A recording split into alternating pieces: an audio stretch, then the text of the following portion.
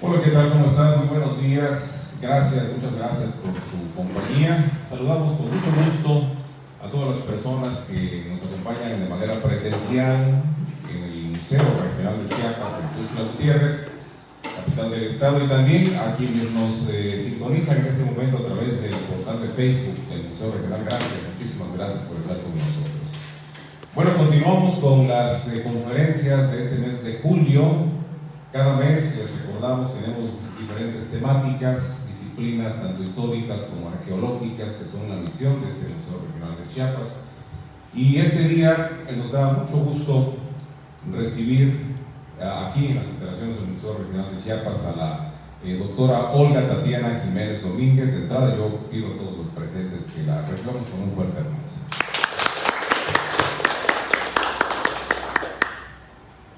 La doctora Tatiana Jiménez Domínguez, o Tatiana Jiménez, es una mujer comprometida con el estado de Chiapas y acuciosa investigadora. Hemos coincidido en diferentes foros.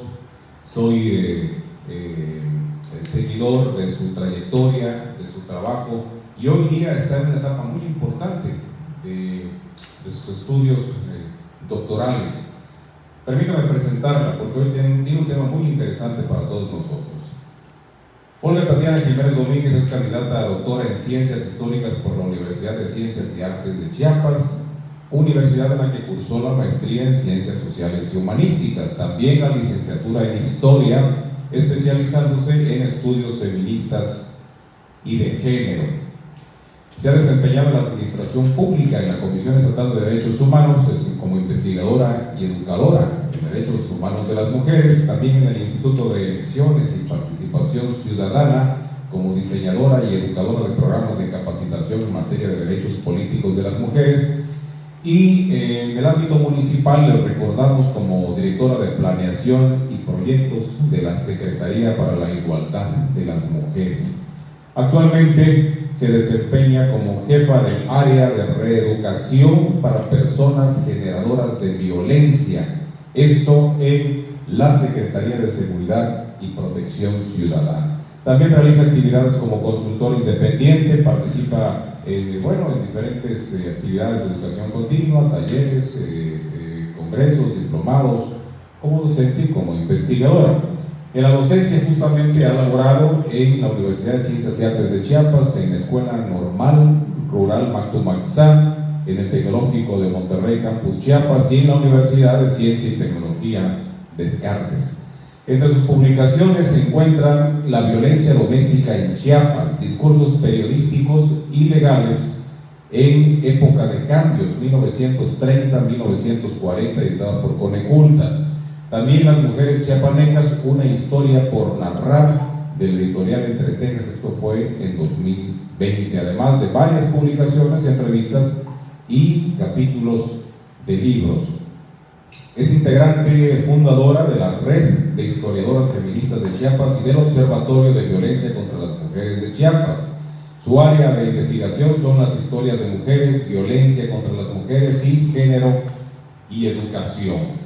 Este día la doctora Tatiana Jiménez Domínguez viene a platicarnos y a contextualizarnos de un tema muy importante, la Revolución Mexicana en Chiapas, con énfasis en la participación de las mujeres. ¿Qué sucedió en esta etapa entre diciembre de 1914 a 1920 en Chiapas? ¿Cómo las mujeres participaron en diferentes movimientos, en diferentes facciones que hubo en el estado de Chiapas, en diferentes grupos, villistas, carrancistas, mapaches, también conocidos así, en fin, este periodo de Chiapas convulso con este movimiento armado tuvo participación de las mujeres.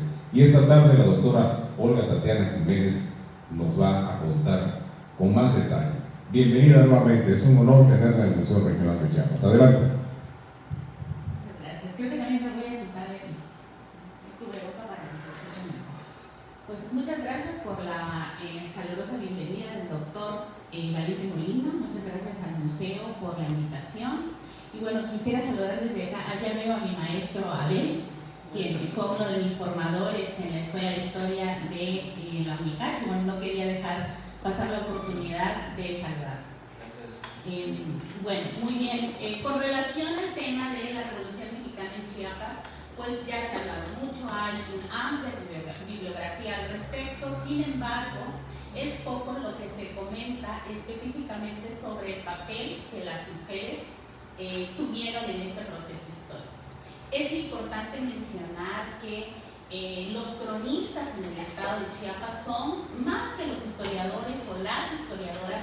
A mí me parece que este es el espacio idóneo para hacer un reconocimiento a los y las cronistas de Chiapas, que son quienes realmente se han dedicado a investigar y recuperar algunas biografías, sobre todo de mujeres en Chiapas. Y en este sentido tampoco quisiera dejar pasar la oportunidad de mencionarlos, de nombrarlas, ¿no?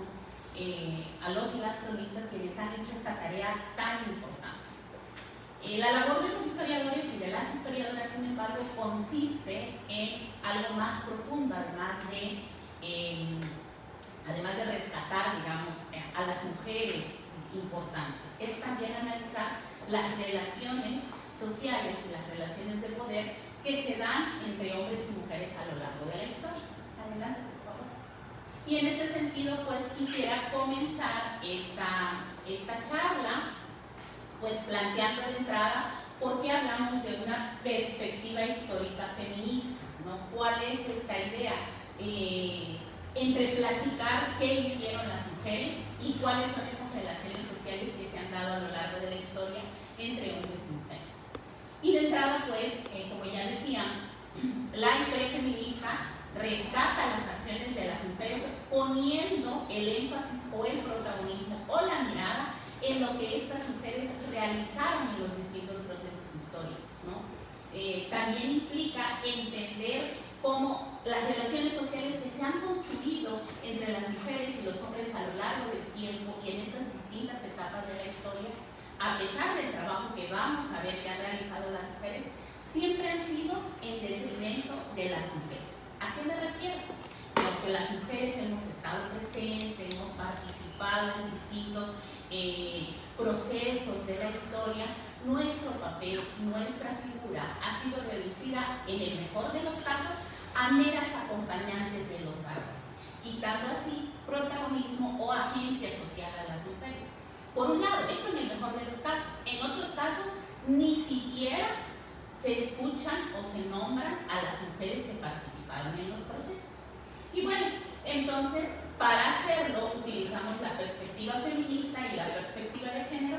Entendiendo el género, quiero que esto quede claro, como una categoría de análisis crítico que comprende las relaciones sociales entre mujeres y varones. Siguiente, por favor.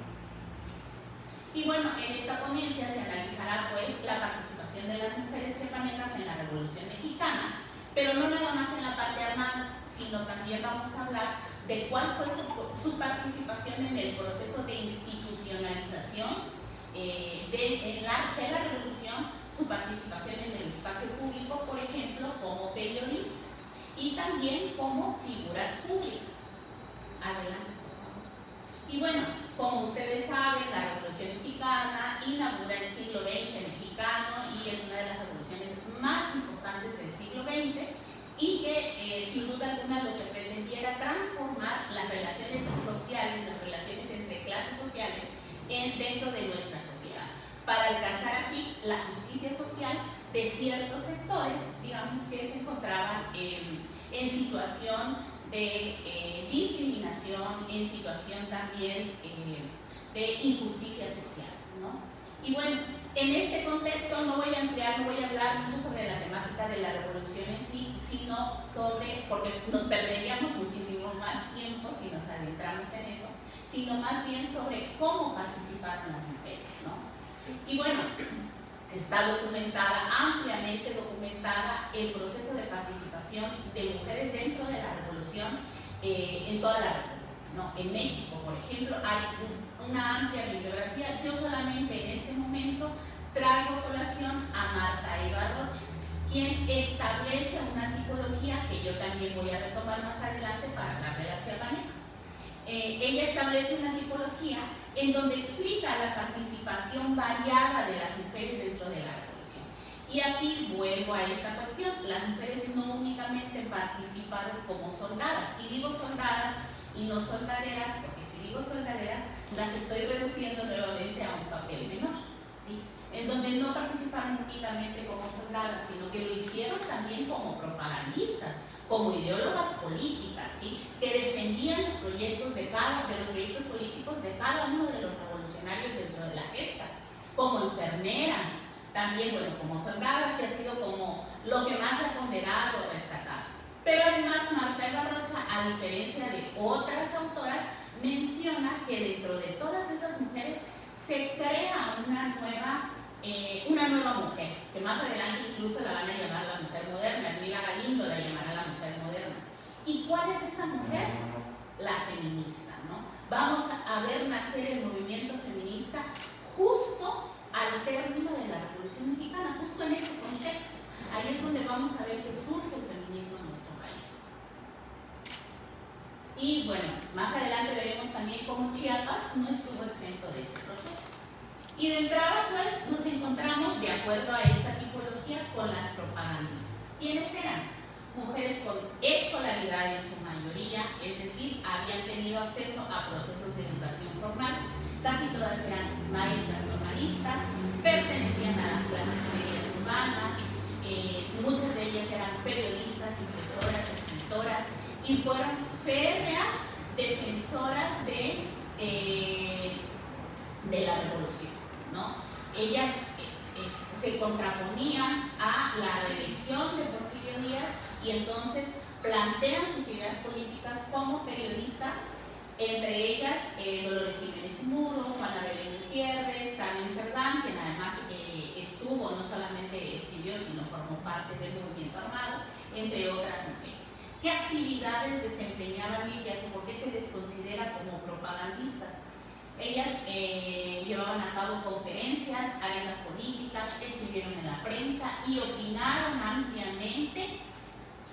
Es decir, su actividad trataba justamente de eso, dar a conocer sus ideas políticas, ¿no? Sus ideas propias, en las que ellas hablaban de que era necesario para el país instaurar un régimen democrático, ¿no?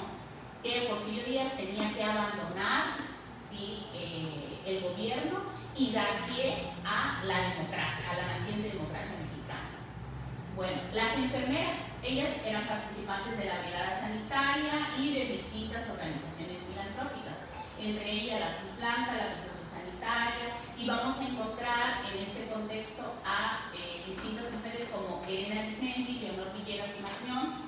¿Y cuáles eran sus actividades? Brindaban servicios de salud a los enfermos y participaron algunas también dentro del proceso armado de la revolución, brindando sus servicios en temas de salud, es decir, atendiendo a los soldados que participaban en la gesta, en la parte armada de la revolución. Siguiente, por favor. Las soldadas, no, eso bueno, es como muy evidente, ¿no? Las mujeres que participaron de manera activa tomaron el rifle, ¿sí?, tomaron las armas y se fueron a la revolución. Entre ellas hay muchísimos casos, incluso llegaron a ser reconocidas como veteranas de guerra, van a obtener ese reconocimiento, van a pelear pensiones por parte del gobierno y del Estado. Marta Eva Rocha tiene muy documentado toda esta participación de mujeres mexicanas. Entre ellas vamos a encontrar a Valentina Ramírez, a la coronela Clara de la Rocha, a la coronela o coronel Amelio Robles. Y aquí, en el caso del coronel Amelio Robles, es una figura muy conocida de la revolución porque al final de sus días muere considerándose a sí mismo varón. Asume el papel de varón durante el proceso, digamos que en este proceso de la revolución, y ya lo han dicho algunos historiadores, los procesos sociales o las gestas revolucionarias o permiten que se trastoquen de alguna manera los roles de género y, entre otras cuestiones, además de permitir que sectores que se encontraban en el ámbito privado, ¿sí?, o en el espacio privado puedan salir a lo público, también asimismo a veces permite estas transformaciones sociales, como en el caso de Amelia Robles, quien posteriormente transita a convertirse en Amelio Robles o adquiere esta identidad y incluso su vestimenta, su vestuario, que a lo largo del tiempo siguió siendo la de un varón al término de la revolución, ¿no? Y era conocido como el coronel Amelio Robles. Y todos ellos alcanzaron grados, alcanzaron grados de coronelas. Sin embargo, al término de la revolución, estos grados les fueron desconocidos y ellas tuvieron que batallar para que se les volvieran a reconocer nuevamente y pudieran acceder a la pensión como veteranas de guerra. Y bueno, todo esto se encuentra en el archivo de la Secretaría de Guerra y Marina, insisto, lo ha comentado ampliamente la doctora Marta de la Rocha. Pero también en este contexto surgen, insisto, las mujeres feministas. Las mujeres que además de participar con ideas políticas sobre el tema de la democracia y la revolución, las mujeres que además de empuñar las armas, las mujeres que además de escribir sobre ideas políticas, van a identificar que en todo este contexto que las mujeres tienen una situación de subordinación y que es necesario revertirla. Van a aprovechar la coyuntura de la revolución y se van a incorporar dentro de todos estos sectores sociales que van a exigir transformaciones legales, transformaciones jurídicas para cambiar su situación, ¿no? Y ahí vamos a encontrar a la famosísima Ermila Galindo, que seguramente algunos de ustedes o algunas de ustedes ya la conocen, o tal vez no, porque la historia de las mujeres es así, ¿no? Pero Ermila Galindo recientemente fue editado un billete en el que aparece la figura de Ermila Galindo. Creo que es el billete de 1,000 pesos, si no recuerdo muy bien cuál de estos es, pero recientemente, para hacer un reconocimiento a su figura como una mujer protagonista en la historia y como además una ideóloga política muy importante dentro de la Revolución Mexicana, se edita un billete en el que aparece la figura de Ermila Galindo. Elena Torres, Elia Carrillo Puerto, Rosa Torre, Beatriz Beniche, Raquel Cicero, María del Refugio García, y así podríamos hacer una larga lista de mujeres que en el periodo de la revolución y de la posrevolución van a jugar un papel fundamental, un papel protagonista en la política, pero también, y por eso es que se les nombra feministas, en el reconocimiento de los derechos de las mujeres. ¿Cuáles son algunos de esos reconocimientos que ellas estaban planteando? Ellas están planteando en este momento. El reconocimiento al derecho al sufragio, ¿sí? Es decir, a la posibilidad de votar y ser votadas, y a la educación, entre otras cuestiones. El Congreso de Yucatán en 1916 va a reunir a varias de estas mujeres. Ermila Galindo no pudo asistir, envía su ponencia al Congreso, es una de las invitadas, cuando se celebra el primer Congreso Feminista en Yucatán en 1916. Y en este contexto se va a crear por primera vez una agenda feminista. ¿A qué me refiero con una agenda? Es decir, a una serie de puntos, de peticiones, de exigencias que estas mujeres van a escribir específicamente al gobierno de México para que se les reconozca. Y como punta de lanza, y que es, digamos, como el proyecto medular de la primera ola feminista, vamos a encontrar el derecho a sufragio, ¿sí? Ese es como el más importante derecho por el que las mujeres se van a unir, incluso con sus diferencias, en este primer momento. Ahora sí, adelante. Y bueno, vamos a encontrar entonces en Chiapas que no estuvo exento tampoco de estos procesos. Y que en Chiapas también existieron mujeres que participaron en la parte armada de la revolución. Y vamos a hablar acá de las soldadas chiapanecas, ¿no? Mujeres que participaron en el conflicto armado de manera activa. Por ejemplo, Cipriana Camacho, que militó en las filas zapatistas del general Carimayor. Clotilde de López, originaria de Tepatán, quien fungió como espía y correo de la Brigada Clara Morel de Gamboa, quien formó parte del Batallón de Voluntarios de Tuxtla y se incorporó como enfermera en 1913 al Ejército Constitucionalista. Mercedes Monjarras, mejor conocida como la Compamech, que participó empuñando armas con el ejército mapache, que además es famosa, muy famosa, su figura ha sido ampliamente rescatada por los cronistas y las cronistas. La fuente, digamos, todas estas mujeres aparecen en el libro de Aurora Tobar, 1500 mujeres en nuestra conciencia colectiva, Diccionario Biográfico de Mujeres en México. Siguiente, por favor. Venustiana Pérez, quien apoyó a las fuerzas anticonstitucionalistas de Tiburcio Fernández. María Teresa Rodríguez de Ocosocuautla, quien fue comisionada para reclutar hombres y difundir propaganda revolucionaria en Chiapas. Llegó a ser coronela del Ejército Constitucionalista. Romaira Rojas, de Pichucalco, activista antireeleccionista durante el gobierno de Porfirio Díaz. Carmen Vázquez, dirigente del Club Unionista Paz y Trabajo en Yajal. Estas son las mujeres que participaron activamente en la parte armada.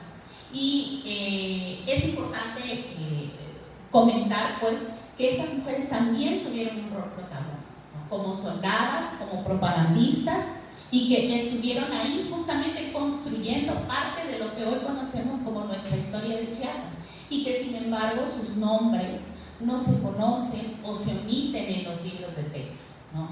Y que es muy importante, hago aquí una especie de reflexión sobre también, no nada más cómo se construye el discurso histórico, sino también cómo se enseña el discurso histórico, ¿no? A los alumnos y a las alumnas, porque justamente desde ahí viene también esta invisibilización de las mujeres en la historia. Quienes nos hemos dado a la tarea de hacer la recuperación en fuentes de primera mano, pero también a partir de bibliografía, encontramos estas grandes omisiones en los libros de texto y que necesitamos incluirlas en el material que se proporciona a las infancias, a los niños, a las niñas, a los adolescentes, ¿no? Justamente para que conozcan que en nuestro estado existen también estas mujeres que han sido protagonistas. ¿Y por qué hago esta reflexión que a lo mejor pudiera no venir a colación, ¿no? En una conferencia que siempre, en estas conferencias que siempre son como de talante académico? Hago esta reflexión justamente porque la historia feminista o la historia que se escribe desde una perspectiva feminista tiene además un compromiso de reflexión social para otras mujeres, ¿no? Es decir, no escribimos únicamente para nuestros círculos endogámicos, entre académicos, donde nos leemos nosotros y las obras circulan nada más entre la misma comunidad académica. A quienes escribimos historia con perspectiva feminista, nos interesa también que todo ese conocimiento sea reflexionado especialmente por otras mujeres, ¿no? Y al ver que existieron en Chiapas o que existen estos referentes, les permite a las mujeres jóvenes, a las niñas, ¿no? Y también a las mujeres mayores comprender que las mujeres hemos tenido un papel activo dentro de nuestras sociedades. Y bueno, en este contexto vamos a encontrar que al término del periodo armado, ya en el proceso de institucionalización de la revolución, se va a desplegar aún con mayor fuerza la acción política feminista. Y en este sentido, ahora sí me centro en hablar de justo aquellas mujeres chiapanecas a las que yo ubico, siguiendo la tipología de Marta Eva Rocha, como mujeres feministas en Chiapas, y que tienen un proceso protagónico en la institucionalización de la revolución, ¿no? ¿Cuál sería esta demanda, ¿no?, específica que van a realizar estas mujeres? Igual que en la tónica nacional, el derecho a la educación, el derecho a la participación en espacios públicos y el derecho a votar y ser votada, ¿no? En esta etapa en la historia de nuestro país surgen distintas publicaciones que se convirtieron en tribuna para demanda de las mujeres feministas, entre ellas muy importantes la revista La Mujer Moderna, que se va a editar de 1915 a 1919. era una publicación dirigida por Hermila Galindo. Hermila Galindo era la secretaria particular del gobierno de Venustiano Carranza, férrea defensora de los derechos de las mujeres al sufragio. Y justamente por eso se le conoce o se le reconoce por ser una de las sufragistas más importantes en nuestro país. Tal vez la primera o la gran sufragista, bueno, no han existido muchas, pero digamos la primera sufragista en México. Y bueno, en 1914, es curioso también, y aquí quisiera, si bien no hablo y tampoco entraré como mucho en detalles en esta ponencia, como para los estados del sur, el ejército constitucionalista va a enviar a tres gobernadores que sin duda alguna van a permitir mayor posibilidad de agencia feminista en estos estados, de acción feminista en estos estados, ¿sí? Y vamos a encontrar, por ejemplo, que en Chiapas, por eso no es casualidad que Yucatán, Chiapas, Tabasco sean estados que reconocieron con muchísima anterioridad el derecho de las mujeres a votar y ser votadas, ¿sí? Bueno, en 1914, el general Jesús Agustín Castro, militar participante del proceso armado de la Revolución Mexicana, fue designado como gobernador de Chiapas. Durante su breve mandato, el general Castro va a emprender una serie de reformas legales muy importantes con la intención precisamente de favorecer a estos sectores que históricamente habían sido desfavorecidos y que se encontraban en una situación de injusticia social, entre ellos a las mujeres, ¿no? Entre las disposiciones jurídicas que emitió se encuentra la Ley de Obreros, cuyo propósito era abolir el trabajo por servidumbre o la servidumbre por deudas, pero también va a eliminar el derecho de pernada de los hacendados. Y el derecho de pernada justamente era aquel derecho en el cual los hacendados o quienes tenían la propiedad de las tierras en la que trabajaban empleados y empleadas por servidumbre, ellos, los dueños, los hacendados de estas haciendas, tenían la posibilidad de, tener como privilegio, evidentemente un privilegio patriarcal, machista, la primera noche de bodas de las mujeres, pasarla con la novia, ¿no? Incluso antes que el propio, el futuro esposo, ¿no? El esposo contrayente. Y en este sentido, pues, esta costumbre, que es una costumbre que además es una costumbre europea y que es trasladada a México con la conquista y colonia, esta costumbre permanecía en Chiapas hasta nuestros días, hasta esos días. Entonces, justamente dentro de esta ley, de estas disposiciones jurídicas, el general Jesús Agustín Castro pues va a eliminar el derecho de pernada. Así como también en 1917 se establece la ley del divorcio y que permite que hombres y mujeres que ya no estén en condiciones de permanecer casados, bueno, puedan divorciarse, ¿no? Es más complejo que eso, o ha sido más complejo que eso, pero jurídicamente pues sí se establecen esas disposiciones. La ley del divorcio, de hecho, proviene de la Ley de Relaciones Familiares, que también fue un proyecto nacional que se estableció en el contexto del carrancismo, ¿no? Y que justamente es una de las cuestiones en las que se ha señalado que Hermila Galindo tuvo gran influencia sobre Venustiano Carranza, entre otras cosas. Y bueno, Thomas Benjamin sostiene que estas resoluciones jurídicas buscaban liberar a los trabajadores, a los pequeños propietarios, a los indígenas, a las mujeres y a los gobiernos municipales del control económico, espiritual y político de los patrones del lugar. Es decir, que en este contexto en el que se pretendían revertir estas condiciones de injusticia social dentro del Estado, ¿no? En la misma tónica nacional, pues las mujeres van a ser consideradas o van a formar parte de este proyecto, que era un proyecto nacional que viene también a tener grandes repercusiones en Chiapas. Adelante, por favor.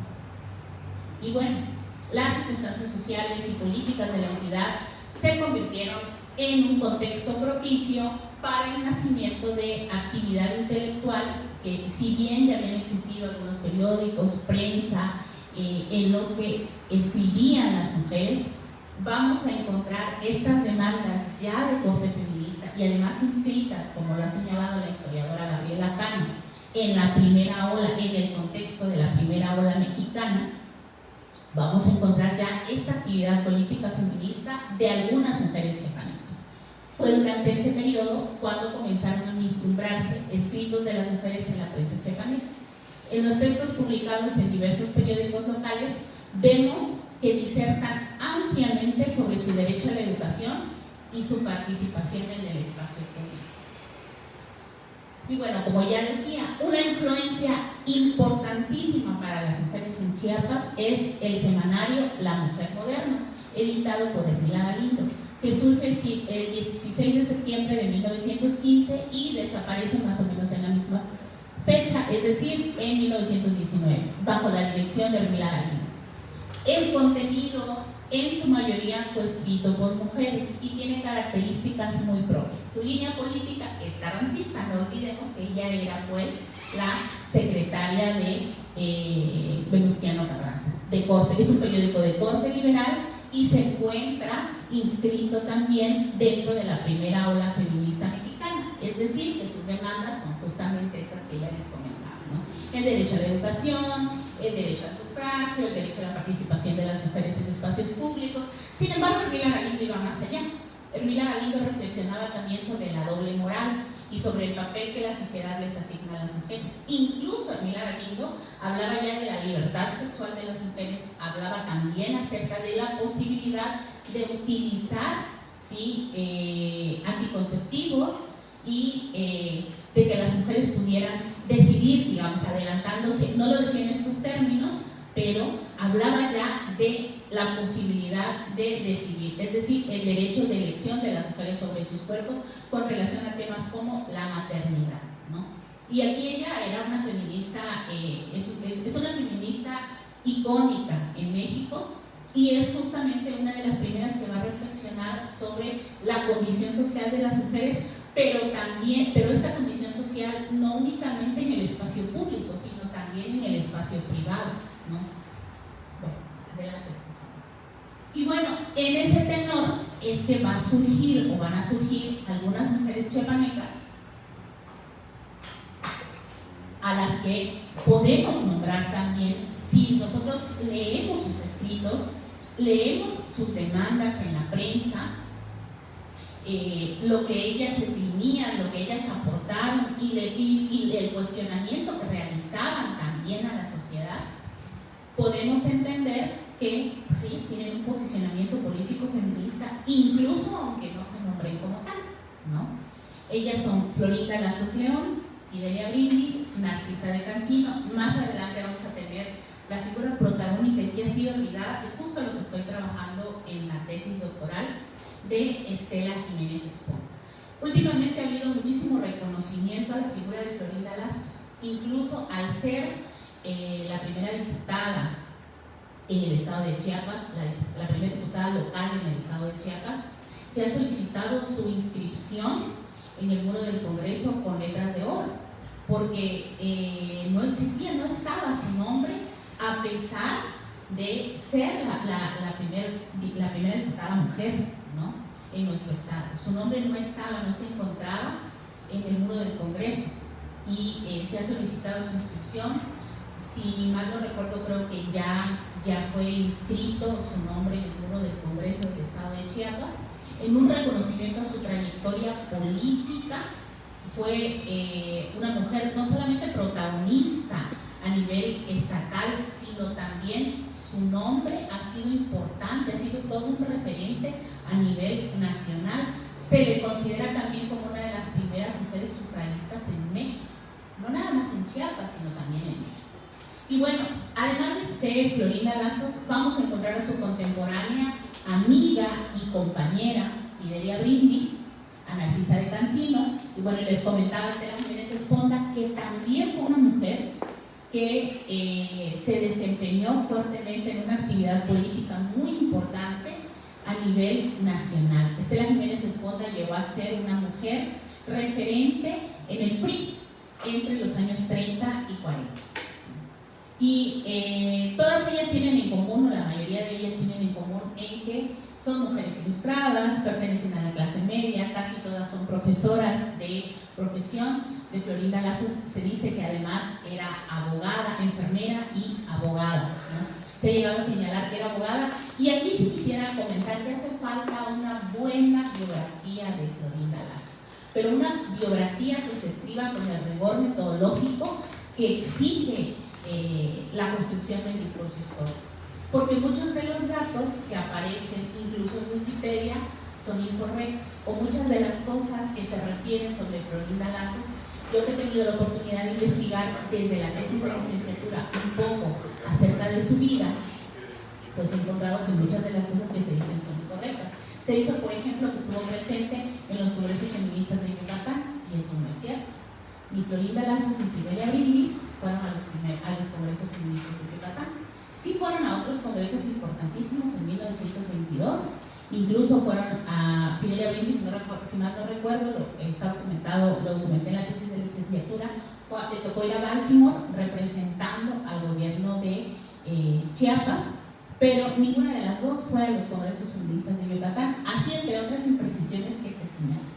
Y pues falta un buen trabajo de investigación, una biografía extensa de Florinda Lazos León. Siempre hay dificultades para construir el discurso histórico, para rastrear a los personajes en general, pero específicamente cuando se trata de reconstruir la vida de las mujeres es aún más difícil, por todos estos silencios, ¿no?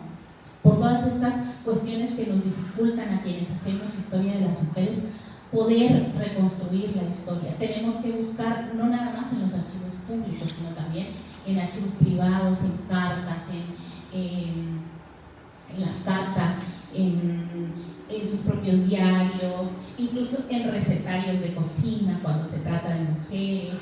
Y bueno, cualquier documento que pueda darnos un indicio acerca de ellas nos sirve para hablar de su vida. Y bueno, entonces encontramos, insisto, a estas, y me voy a centrar entonces en los escritos que produjeron estas dos mujeres excepcionales en el estado de Chiapas, que son Florinda Lazos y Fidelia Brindis. Insisto, ellas las ubicamos dentro del movimiento feminista de la primera ola. Y es importante también mencionarlo, porque si bien esta conferencia habla sobre Chiapas, pero es importante también mencionar que la figura de ambas es reconocida a nivel nacional. Incluso se les ha dado mucho más reconocimiento a nivel nacional de lo que se les ha dado dentro del Estado. Recientemente, insisto, es que se está reconociendo la figura de Florinda Lazos, pero con anterioridad estaban veladas en la historia. Y bueno, ellas van a publicar en el año 1919 y siguiendo de alguna manera el modelo, ¿sí?, del semanario que había escrito Hermila Galindo, ellas van a publicar un periódico que se conoce como Altruista. El Altruista fue editado en 1919 y fue el primer periódico en Chiapas escrito y dirigido única y exclusivamente por mujeres. Se publicaba quincenalmente, desde el 18 de julio hasta el 30 de octubre de 1919. Sus editoras fueron figuras del feminismo histórico de Chiapas, las maestras Fidelia Brindis, Florinda Lazos León y Sofía Calderón. El periódico contaba además con varias colaboradores como Consuelo Lazos, Melida Cruz, Mercedes y Juana Zamora. Y bueno, ¿qué temas eran los que abordaba el periódico de la Altruista? ¿De qué hablaban? Como ya les decía, sin duda alguna estas mujeres que se encontraban, además es importante mencionar que en esta primera etapa del feminismo en México, las mujeres se leían entre ellas, ¿no? Lucrecia Infante ha escrito algo también, la historiadora Lucrecia Infante ha escrito algo también sobre las prácticas de lectura de las mujeres y plantea también parte de esta idea. ¿Qué leían las mujeres? Las mujeres se leían entre ellas, habían tomado como inspiración gran parte de lo que produjo el feminismo de la primera ola, el feminismo de la Ilustración, ¿no? Y ellas también estaban leyendo todos esos textos, pero además leían los textos que que se producían también en nuestro país, ¿sí? Y cuando hacemos un análisis y una revisión de los temas, de los tópicos que se abordan en el altruista, vamos a encontrar que hay paralelismos entre lo que escribía Hermila Galindo en La Mujer Moderna, ¿sí? Y el contenido del periódico local entonces era semejante al del Semanario Nacional. Tenía, bueno, como referencia a las ideas liberales y de modernidad vertidas en La Mujer Moderna, especialmente en lo que se refería a la instrucción educativa de las mujeres. Sin embargo, cabe mencionar que poco se menciona sobre otras demandas feministas como el derecho al sufragio, consigna que sí encontramos como una preocupación central en el Semanario Nacional. El altruista incluye varios apartados dirigidos exclusivamente a las actividades domésticas modernas como la salud, la higiene personal, la actividad física. Todos estos tópicos tenían la intención de propiciar nuevos modelos de conducta para una nueva representación social de las mujeres en el contexto local. ¿A qué me refiero con esto? ¿Cuál es la intención, ¿no?, de hablar, por ejemplo, sobre higiene social, sobre salud, sobre actividad física? Pues se ha considerado y ha sido parte de los proyectos, no nada más después de la Revolución, desde el siglo XIX, en los proyectos de nación se ha planteado la idea de que las mujeres somos las educadoras primigenias de la familia y por lo tanto es necesario educar a las mujeres, no para que las mujeres puedan generar autonomía, no para que las mujeres puedan generar empoderamiento propio, no. Desde los proyectos desde los proyectos de nación del gobierno se creía o se retomaba esta idea para que las mujeres pudieran educar a los otros, ¿no?, para que pudieran educar a quienes iban a gobernar más adelante. Esa es la idea con la que surge, o la intención con la que surgen estos proyectos educativos. Sin embargo, las mujeres recuperan esta idea, retoman, aprovechan el contexto y no es casualidad que las demandas feministas surjan precisamente de estas mujeres que ya están educadas, ¿sí? Porque toda esta cuestión de hablar, ¿no?, sobre la necesidad de transformar a las mujeres para educar a sus familias va a generar una transformación social de las mismas mujeres para ellas mismas y va a detonar justo en estas demandas, ¿no? Ellas lo que están planteando aquí es un nuevo ideal de mujer moderna chiapaneca que esté a la altura de las nuevas circunstancias y de este nuevo proyecto de nación.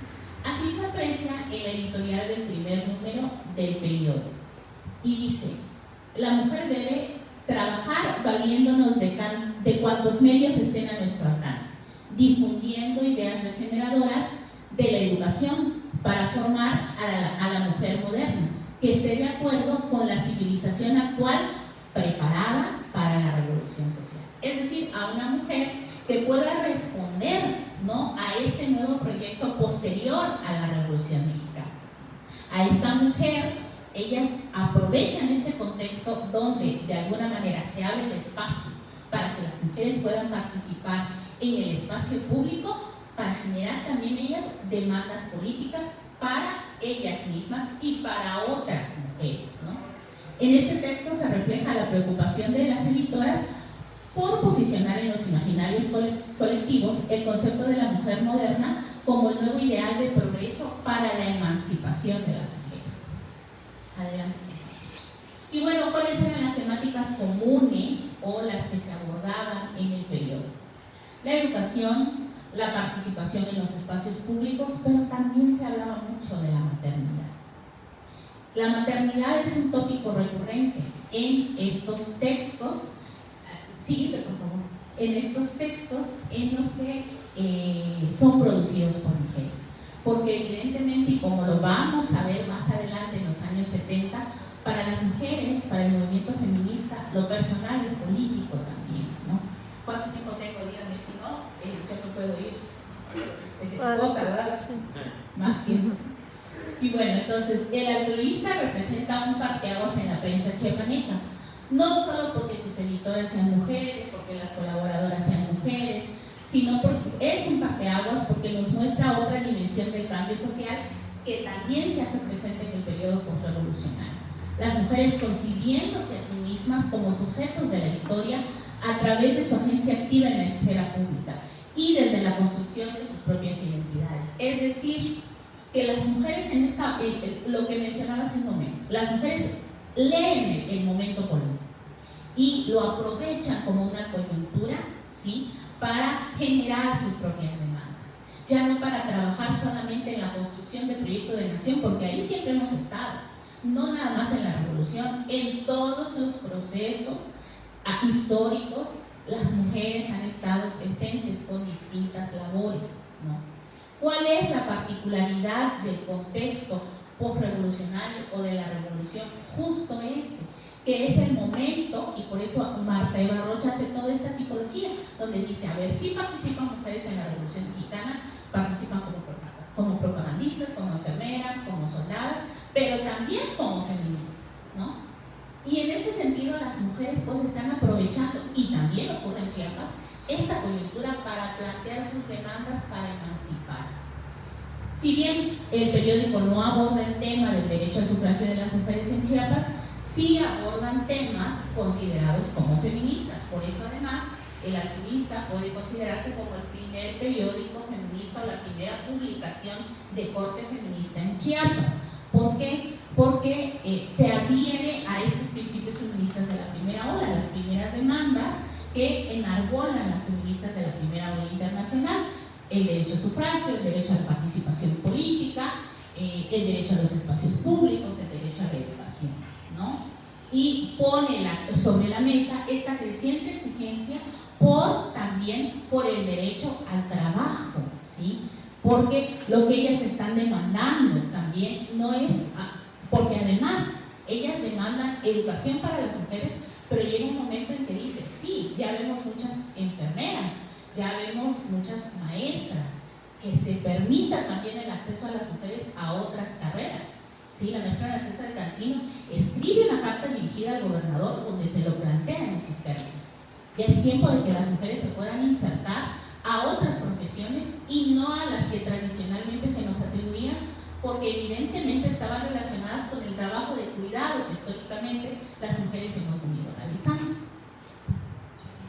Y bueno, también en ese mismo contexto, y aunque existían las mujeres feministas, como ya vimos, existen también mujeres educadas, pero que se pueden considerar como mujeres conservadoras, que siguen planteando esta idea que el espacio de las mujeres está en el ámbito privado y que es desde ahí donde las mujeres deben realizar su tarea y su labor. Ellas dicen, está bien, las mujeres somos importantes, pero nuestro rol de madre, nuestro rol de esposa sigue siendo importante. Surge en ese periodo también un periódico que se llama Balún Canam, Hogar, Familia y Raza. Balún Canam, Hogar, Familia y Raza, se trata de una publicación quincenal que fue dirigida por María Cede Serrano. Ella es muy conocida, como siempre las mujeres somos conocidas o reconocidas por ser la hija de, la esposa de, ¿no? Y en este caso ella era la esposa de Santiago Serrano, un famoso periodista de la entidad, a quien se le conocía como el Chan, ¿no? Ese era su nombre. Ella edita un periódico que se llama Balún Canam, Hogar, Familia y Raza, junto con la señorita Delfia Román, que era su administradora. Este periódico fue editado en 1925 y suma 12 números en los 7 meses que duró en circulación. Mucho se ha dicho que en realidad quien estaba detrás del periódico era su esposo, ya que él era periodista, tiene una trayectoria y una labor como periodista.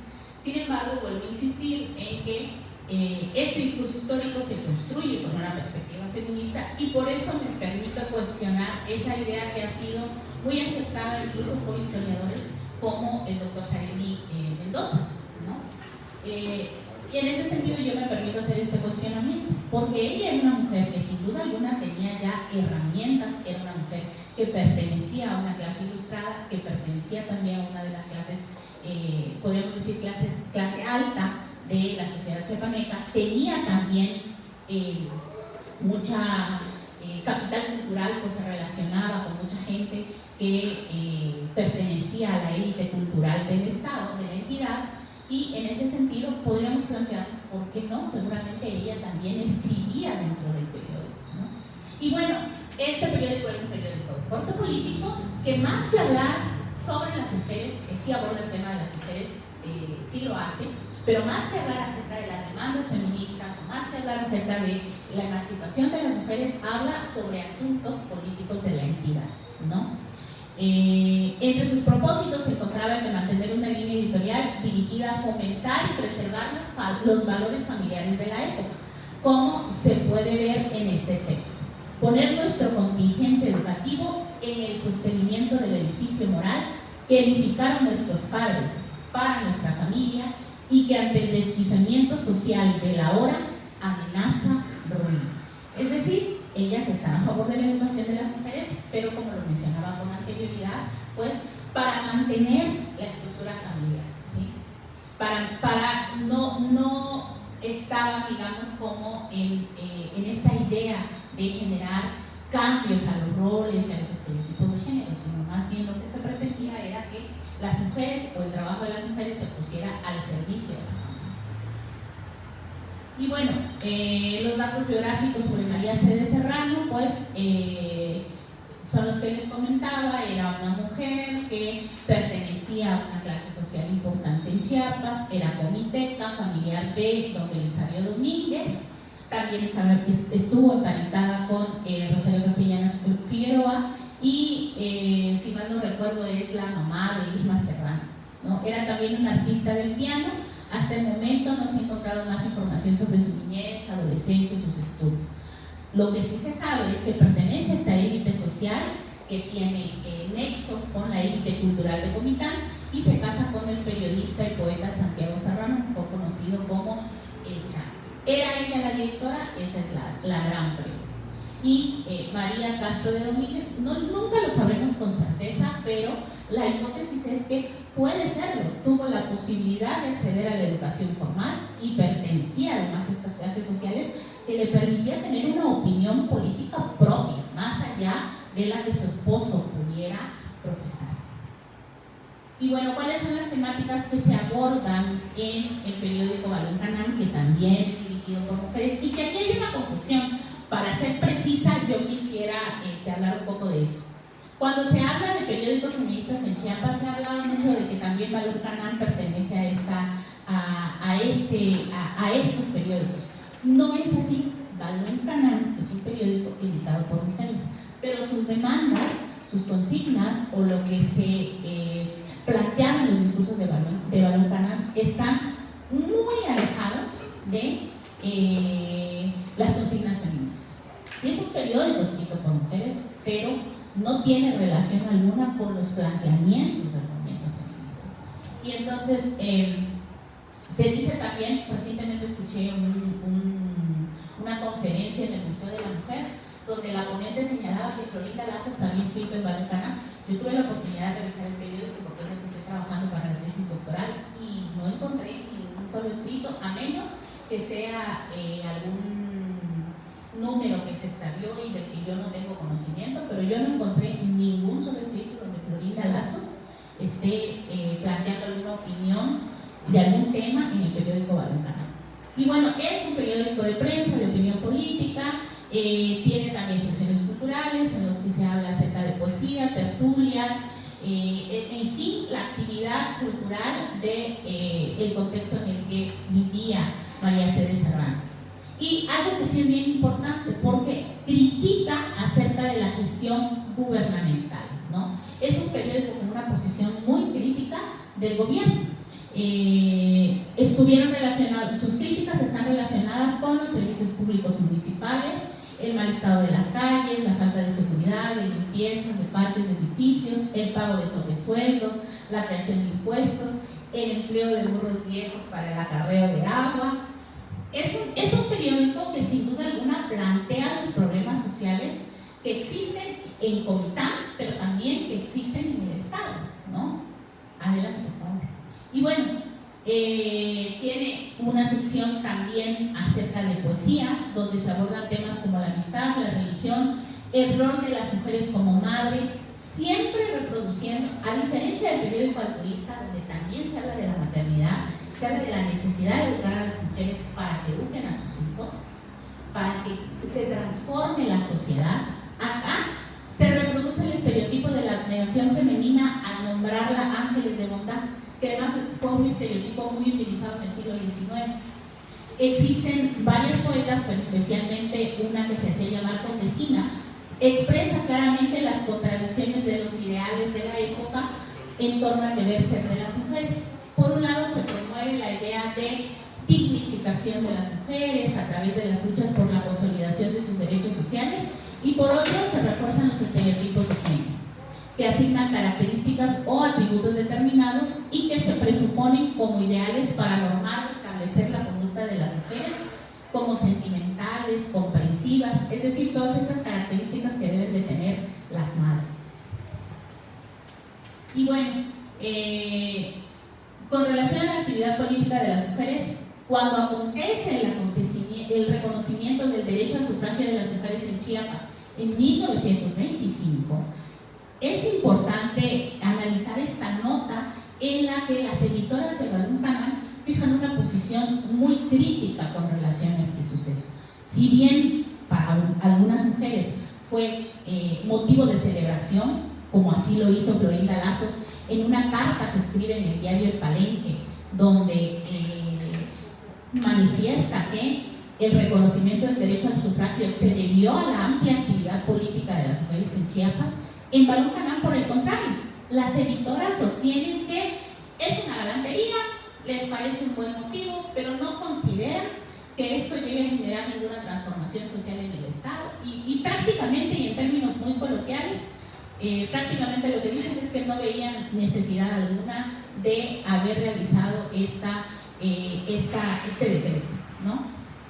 Para ellas no era importante o no tenía ninguna importancia el reconocimiento del sufragio, el reconocimiento a votar y ser votadas en 1925. Y ahí porque sostengo que no es un periódico evidentemente feminista, ¿no? Es un periódico escrito por mujeres, pero no es feminista, ¿sí?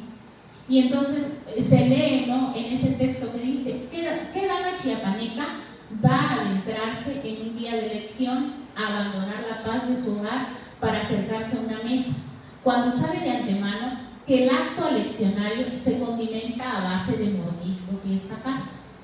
¿Qué mujer va a tomar parte en manifestaciones o mítines políticos, verdaderas meriendas africanas que por lo general terminan como el rosario de Amos, ¿no? Es decir, tiene una visión muy tradicional de las mujeres y del espacio donde las mujeres deben desempeñarse, ¿sí?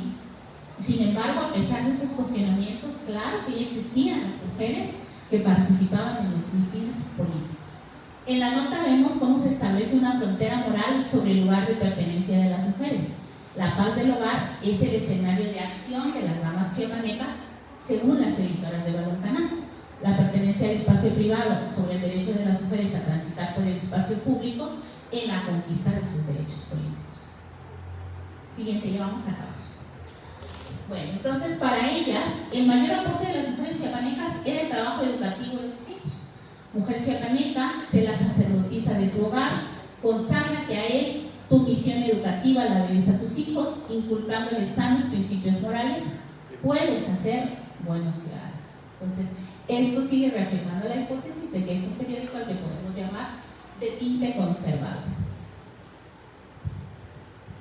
Y bueno, finalmente, ya para concluir, en esta ponencia se analizó la participación de las mujeres en la Revolución Mexicana en Chiapas.